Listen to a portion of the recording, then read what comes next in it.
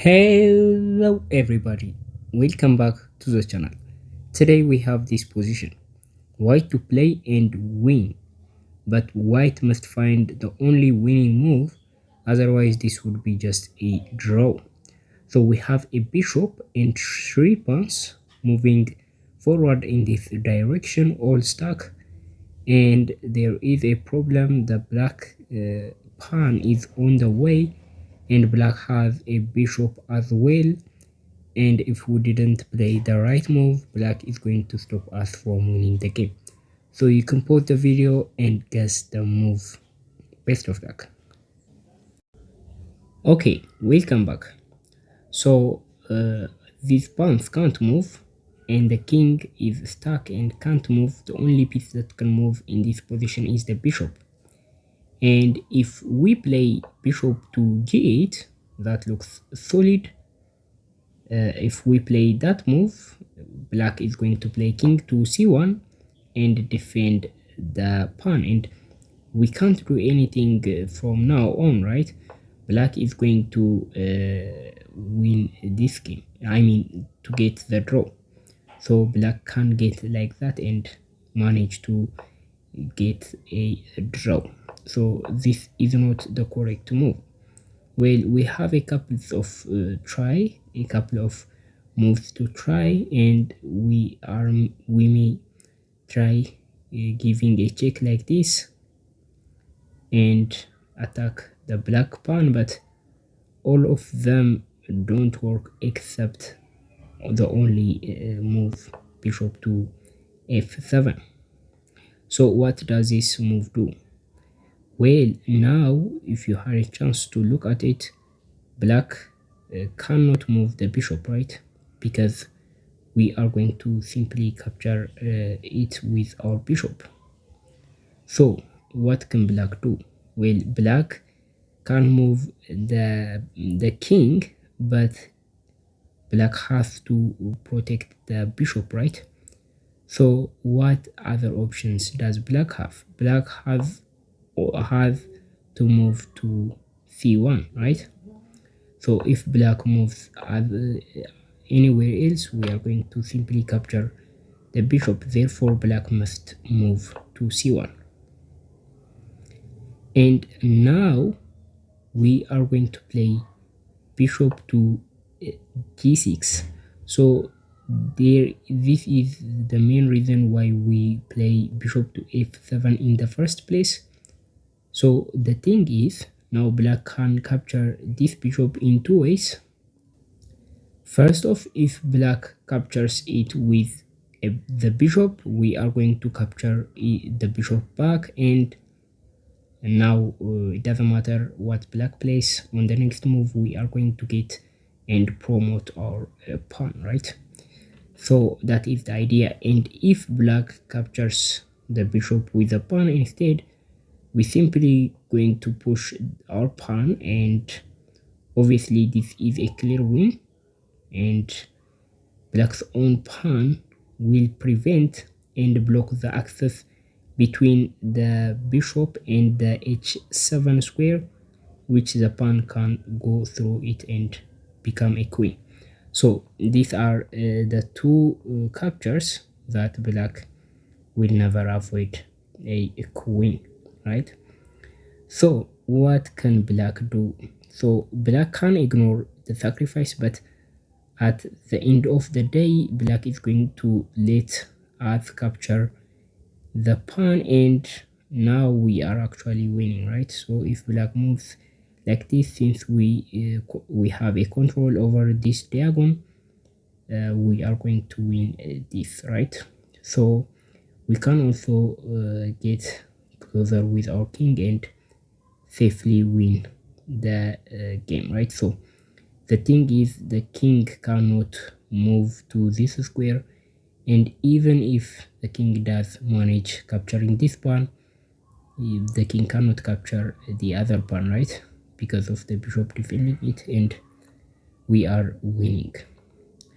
So what other option does black have? Black cannot ignore the sacrifice like this, because we are going to simply capture that, and this is going to be just winning. So what is the best response for black? Well, now black can play bishop to c2, which is a very clever move, and the idea is if we simply capture this, we are not going to win the game because the black king will go behind, and since all of the pawns are stuck, the black king, no one can stop the black king from simply capturing all of the pawns and get a draw. So that is the idea, and this is actually very clever. And in this position there is only a single move to win the game. So you can pause the video again and try to find the move. Okay, I hope you found the move, and the move is king to a2. So we are essentially avoiding the capture, and we are giving black a second chance to capture our bishop with either of the bishop or the pawn. Like I showed you, it doesn't matter, we do have a response for both captures, right? So of course black wouldn't do that, and black's best move in this position is to play king to d2. I will show you why. So black has got these two moves and a bishop move, and the bishop cannot move that much, right? So this may be a good move for the bishop, but we are going to simply capture this, and even black can capture us, but at the end of the day we are going to move away and win the game. So this is winning.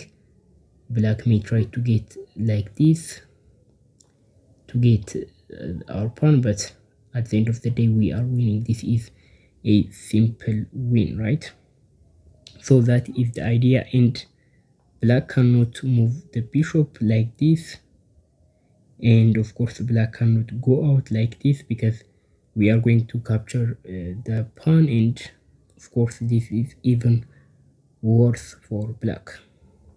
So the best move is a king move, and king to d2 is the best move because if black plays king to d1, what we are going to do is play king to b2, and now it's look like the king has got a problem because now the king cannot move to e2 or e1, and if the king moves to d2, we simply are going to capture the bishop, and if black in this position moves the bishop elsewhere, doesn't matter where the bishop moves, at the end of the day we are going to capture the pawn and win the game. So that is why the best move in this position is king to d2.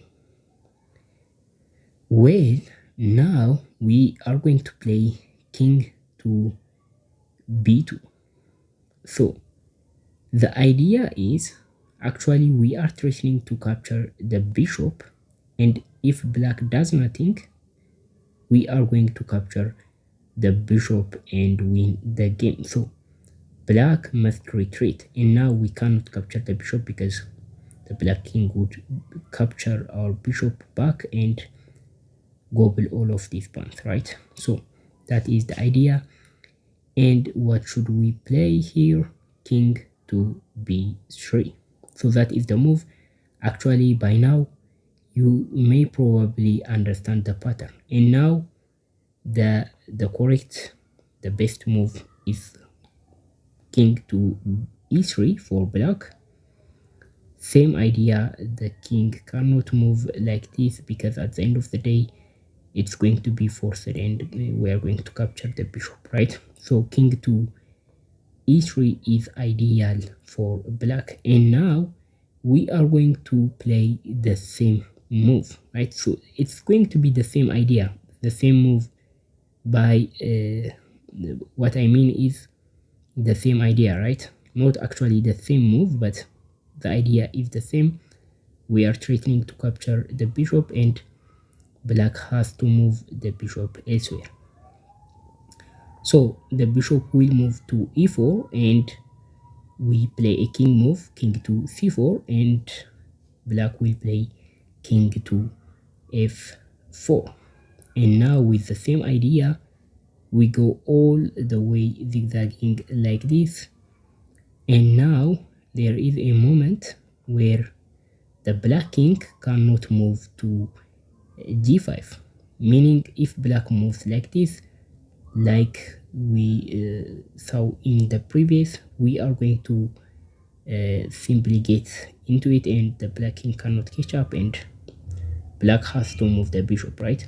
So if black moves the bishop elsewhere, actually not this move, you can find a safest move like this.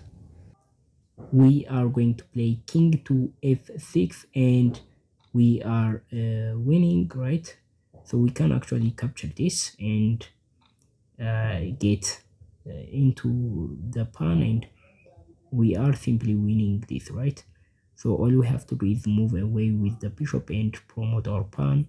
There is nothing that can stop our pawn, and this is under our control, so black cannot do that. So this is actually the move, and this is the solution of the puzzle. We can simply do this and promote our pawn. So this is it for today. Thank you for watching up to this point. I'll see you in the next video. Bye.